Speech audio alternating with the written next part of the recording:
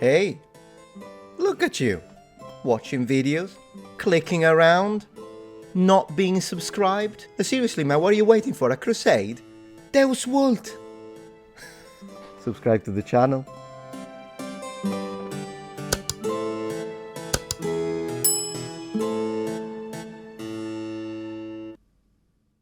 Max Miller is the man. I was wrong thinking that he didn't do it. He did. He capitalized on it, and in fact, 1 million views. I respect well-executed strategy, Max. I'm curious now. I need to know. What does the Pope eat? After a pope dies, there is a process to elect a new pope called the conclave. Essentially, all of the cardinals are locked away until they vote on a new pope. But they still gotta eat. And historically, that has been quite the problem. And so do I. Here I am. Yeah, he's correct. Conclave comes from Latin conclave, with a key. A process I'll tell you about as I make this dish of ribs served at one of the most infamous conclaves in history. So thank you to Wildgrain for sponsoring this video as we feed the Papal Conclave. This time on Tasting History. Clausi cum clave, or closed with a key. That is where the term conclave comes from because the cardinals are actually locked away until they can decide on which of them is going to be the next pope. And the process has changed a little bit over the centuries, but much of it is still the same. But one aspect that has definitely changed is the food that is served to them. Today, the cardinals are fed modern meals, like in 2013, they received meals of soup, spaghetti, small meat kebabs, and boiled vegetables. And those meals were prepared by nuns. Well, soup, spaghetti, probably proper spaghetti, small meat kebabs, really? Man, could you imagine the conclave eating kebab? I did not see that coming. I was expecting pizza and pasta. Which, I mean, given spaghetti, but man, the cardinals are eating that kebab. Isn't that like coming from the opposition? Anyways, boiled vegetables, cool. And it's from Corriere della Sera. Man, I haven't heard that. It's a publication that comes out, I think, every evening. In Italy, it's basically a newspaper. We used to have that, Corriere della Sera. Every household, almost, in Italy reads that. It's a very popular one. Vegetables. And those meals were prepared by nuns. But in the 16th century, there was an entire army of cooks dedicated to feeding them, and they were led by one of the world's first celebrity chefs, Bartolomeo Scappi. And in his cookbook, known as the Opera, he detailed the preparations made for the conclave of 1549. Now today, the business of the conclave takes place in the Sistine Chapel, but in 1549, it took place in the nearby Pauline Chapel, as the Sistine Chapel was being used as a dormitory for some... That is so beautiful. I mean, the art is absolutely breathtaking. I would like to say, though, for what he just said, he said that the nuns make the food. Did the nuns make the kebab? I thought Abdul did down the street, but apparently it's the nuns. Who would have thought? This and several other rooms around the Sistine Chapel were partitioned off with wood partitions that were draped in green or purple cloth. And then inside of these 16.5 by 16.5 foot rooms, the cardinals were sequestered, and they would have a bed and a few other accoutrements, but it was pretty sparse. And for the most part, they ate all of their meals in these cells. They did not eat together for most of the conclave. Rather, they would have stewards bring food from the kitchens to the cells. And they would bring them in these hampers, which carried hot food from the kitchen, and then there was a tub that was filled with cold food from the credenza. And since Scappi's opera has all of the recipes that would have been served to the cardinals at the time, I decided to choose one for this episode.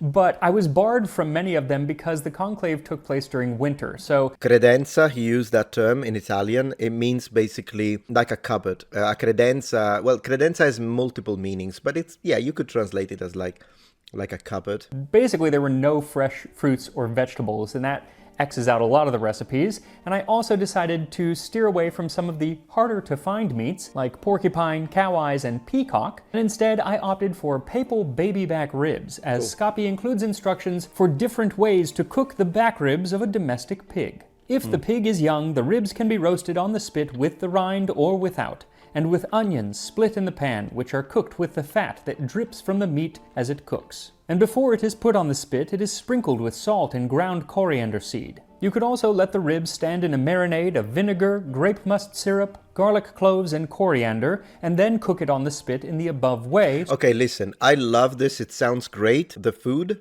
However, I hate the word spit. I know I know exactly the spike thing of metal where I know what it is. I don't know, guys. We got a petition for a removal. Let's call it a spite. Let's add an e, yeah, and let's switch it because it just ruins it for me. Serving it hot with a sauce on top made of the same seasoning. And Scapi includes some other optional variants like adding rosemary or cutting up the ribs before cooking them in a sort of pile and then putting sour orange juice on top. But I am going for the marinade and the sauce.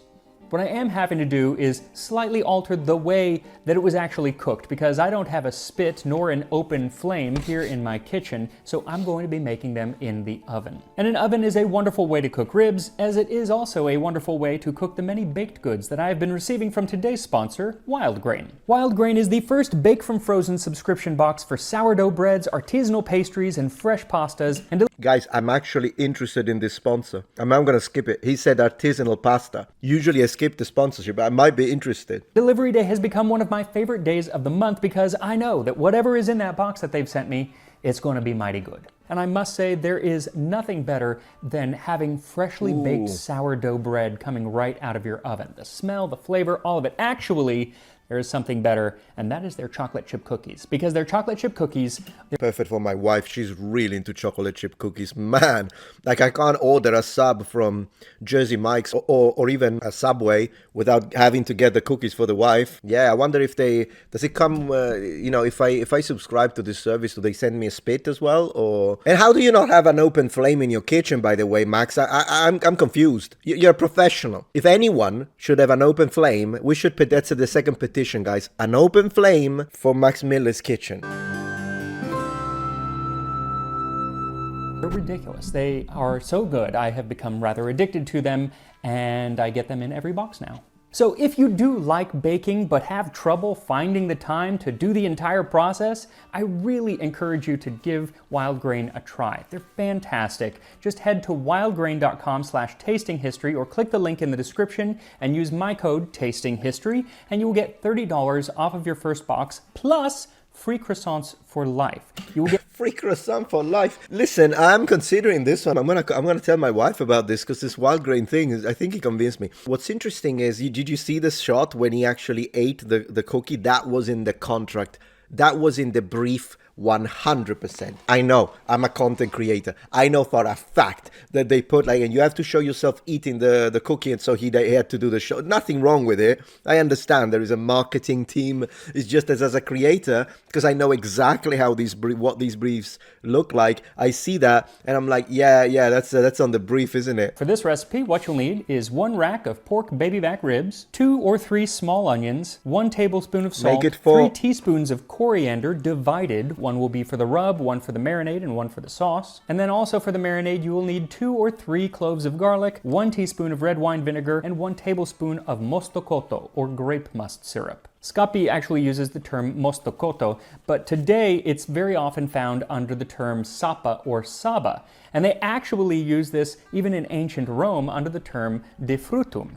And it's wonderful. It's sweet and it's tangy, and it's basically just grape must that is boiled down into a syrup. It's fantastic. You're also going to use the same ingredients, the garlic, coriander, grape must, mostokoto, and vinegar for the sauce. One thing I want to say, since it's Italian, mosto, it's how we say the must. So basically, it's like I think the must is like the residue from the grapes as they're being turned into wine.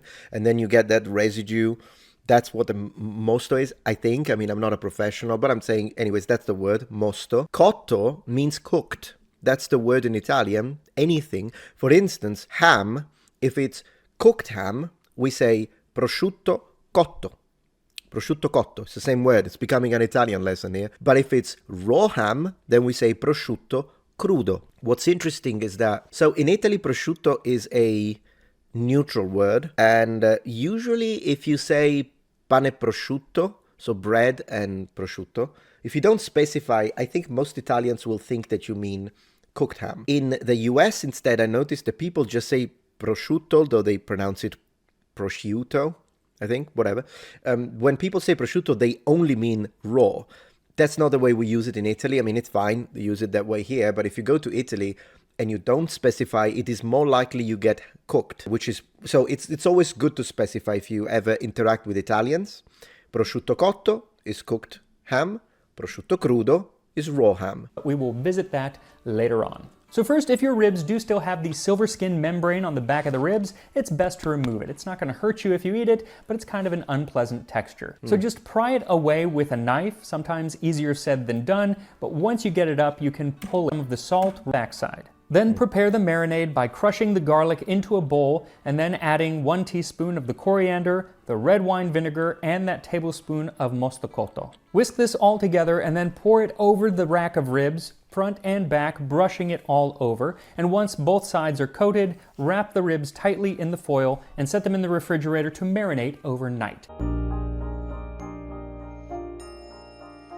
And then when you are ready to actually cook them, unwrap them from the foil and then chop the onions into quarters and place them beneath the rack of ribs. Then rewrap the foil tightly around them and set them on a baking sheet with a wire rack. These then go into the oven at the rather low temperature of 275 degrees Fahrenheit, 135 Celsius.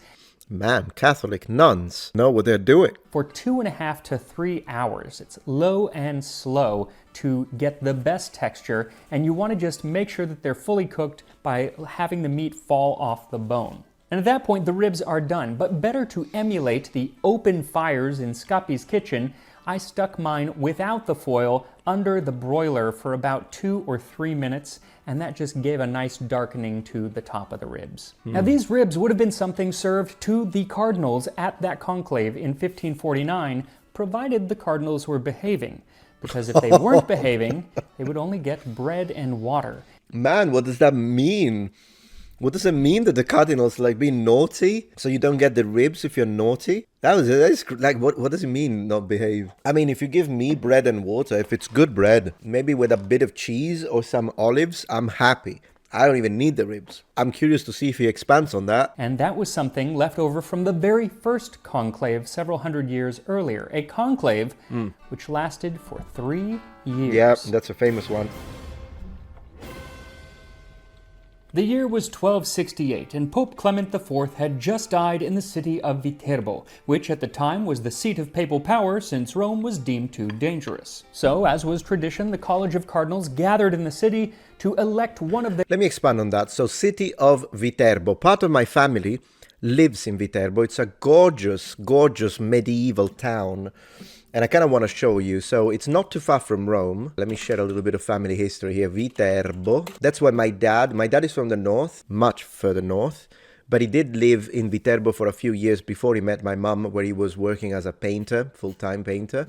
So, and the reason why he moved there is because his brother was a very high, was he like some kind of general? He was in the army and he was living there. So this is Viterbo. It is a very medieval looking town. And it's, look at this. So basically, you walk around Viterbo, it's like, once again, similarly to yesterday's stream, where I like sharing these things about Italy, that you can kind of give your native perspective, someone from there. Also because I traveled a lot. The other day we talked about Erice, which is the Sicilian medieval town. But if you are somewhere in Rome, then you're like, hey, I love Rome, imperial art, but I'd like to see something medieval.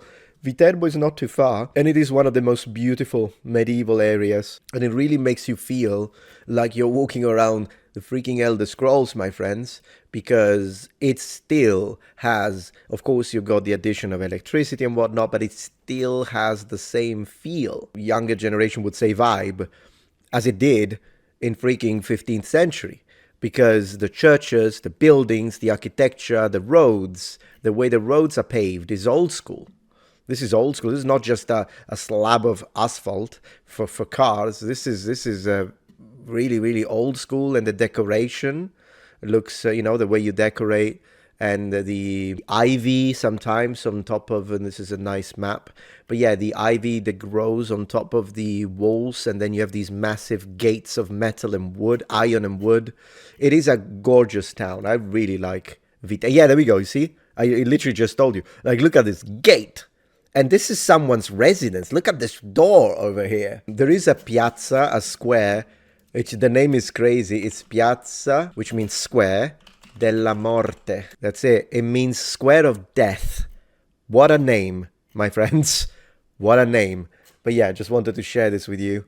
It's a nice place. So let me show you the map. So just to give you an idea, let's see if this one, yeah, there we go. So it's like slightly north of Rome. I don't know if it's too small, but it's slightly north of Rome. And of course you go Vatican City inside there. It's not that far. It's not that far. It's definitely further away than, for instance, actual northern cities would be, or like going all the way down south. It's not far from Rome.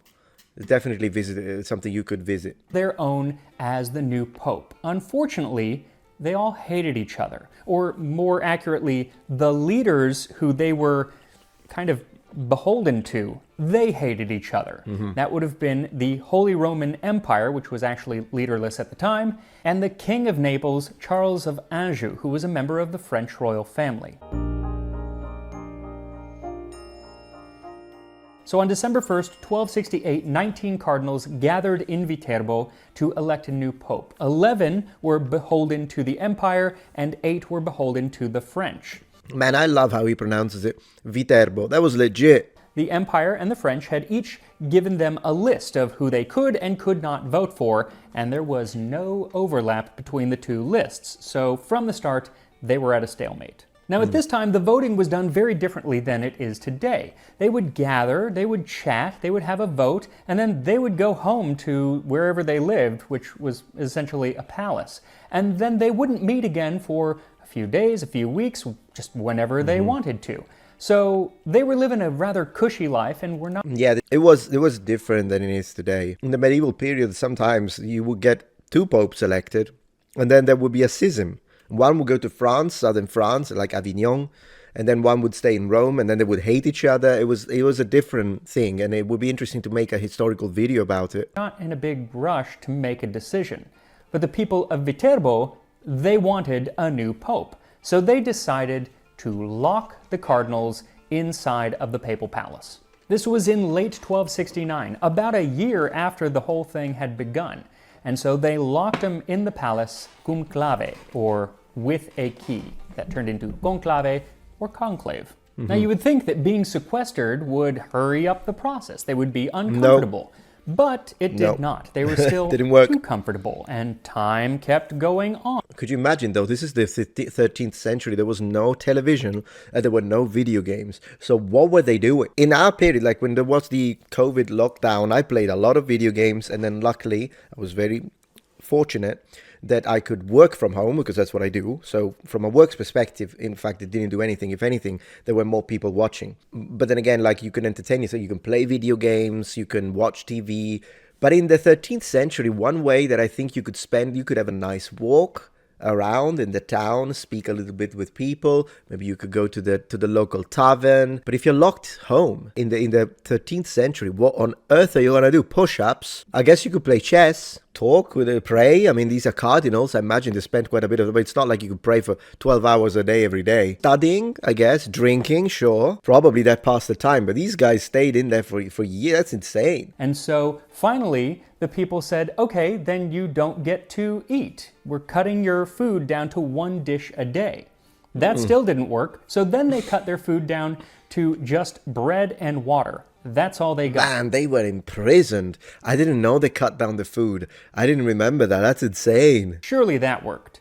Except no. Well, by June 1270, a whole year and a half after this thing began, Cardinal John of Toledo made a comment, supposedly in jest, that they couldn't make a decision because they were locked inside, and so the Holy Spirit couldn't get to them. Not sure that's how it works, but he couldn't get to them. Yeah, I mean, what does that mean? The Holy Spirit can't go through a roof? Man, that sounds a little blasphemous, in fact, saying that, but whatever. I understand he needed a reason. You know, I get it. If it was me, rather than saying something factually wrong as a man of church about the Holy Spirit, I would have said, guys, I'll just change my freaking vote at that point. I'd be like, guys, we're going to starve in here. I'm sick of it. Let's just change vote. Who do you want? You want that guy? Okay, I can't stand him. I'll vote for him. Because at that point, I think that's what I would have done if it was a cardinal in there. And so they had to be either let out of conclave or have the roof torn off of the palace. So now the cardinals are sequestered, they're not eating very well, and they are out in the elements pretty much all of the time. So surely now they had to come to a compromise and make a decision, right? Right. No, No. it still took quite a bit longer. It wasn't until September of 1271, almost 3 years after the last pope had died. 3 years, guys. Last conclave took 2 days. I think it took 2 days because they already had spoken about it for the better part of a year. That's just my opinion. I can't prove it. 2 days, though, versus 3 years. That they finally agreed that they couldn't make a decision. So instead, they had 6 of their own get together to form a subcommittee, and they would make the decision. Right. And still, they could Man, not. at that point, you know what I would do if I was one of the cardinals at that point? You know what, guys? Let's take the 6 or the 3 people that have got the highest votes, put them in the box, make a prayer, God lead my hand, take one at random, that's the Pope. That's what I would do at that point, right? Because that's not working, clearly. And the reason, by the way, is so difficult is because it's not a simple majority in the conclave. It's a 2/3 majority, which is much harder to achieve. A simple majority means 51% wins over 49%, but 2/3 is a much higher number of votes that need to converge. That's why conclave usually takes so long. Not decide which of them was going to be the next pope. Yeah. So finally, they all decided to elect someone who wasn't even there, who wasn't even a cardinal. His name was Teobaldo Visconti. He wasn't even ordained. Teobaldo, that's the first thing he missed the pronunciation, but I probably missed my pronunciation in English 15 times during this live stream, so not a big deal, but it is Teobaldo Visconti. And on top of that, he was off in the Holy Land on the 9th Crusade with the future King Edward I of England. Man, what a plot twist. No, he said he wasn't ordained as cardinal. I imagine he was clergy, though, I would think. But anyways, I'm not watching the whole thing. If you do want to watch the whole history and whatnot, of course, I'd recommend to check the original videos. I always do with these. I just want to see, what is he going to say? Is he going to like the ribs or not? That's what we want to know. And here we are. The pork back ribs served to the cardinals during the conclave of 1549. Let's go. I just love the look of a rack of ribs. Ribs are one of my favorite foods. Really? Give them a try here. Yeah, give it a try. Let's go. Yeah? Cardinal approved? Perfection. Well, that explains why they stayed in there for so long. Although then again, then they got underfed. Messy, but perfection. Right. Let me just get this big piece here. 1 second. Yeah, go. Please, take your time, Max. No problem. No problem. The flavor is just, it's wonderful. Because you get a little bit of the garlic and the onion, but neither of them are overpowering. And you get that far more interesting flavor of the mostokoto and... That's true, yeah. I wish the onions were a little charred. And the vinegar. The vinegar. But it's not vinegary, it's not too tangy, and it's not too sweet. Like, it's not like a barbecue sauce where it can be very sweet, which I like barbecue sauce. But it's like a proto-barbecue sauce. The flavor is so complex. They are tender. They're not slathered in the sauce. You could make more, I guess, but I do feel like this is closer to what it would be. What I want to taste, though, is the onion, guys. Onion. Yeah, go for it. I had onion. somebody make me this knife, and it is actually based off of a knife inside. Hey, his knife is based, guys. His knife is based. Which I think is really cool. I love onions. Here we go. Yeah, oh my gosh. Don't stab yourself, mate. I can just eat actually just a plate of the onions. It's so sweet. It's like lost any of that kind of bite that the onion has, and it's just sweet and delicious. So one thing I wanted to show you is this. This is a replica, obviously, of the key that opens the Sistine Chapel. Of course he has a replica of the freaking key of the Sistine Chapel. Yeah, Max, we need to give you some Italian Roman citizenship here. That is insane. And I got it when I went to the Vatican a couple months ago, and I did something called the Keymaster Tour, which was one of the most amazing experiences I've ever had. You show up at the Vatican before anyone else is there, and it's a small group of just 20 people. Yeah. You go into the Vatican with the person who opens all of the doors, and you get to open the doors, and they got tons of keys, and you get to be that sounds Catholic, all right. Vatican essentially alone. It's hard to get tickets. That is incredible. I mean, look at that. The artistic level. Like, it's incredible. Anyways, fantastic video. Really enjoyed it. Give him a like. As always, I'm already subscribed, so I can't subscribe again.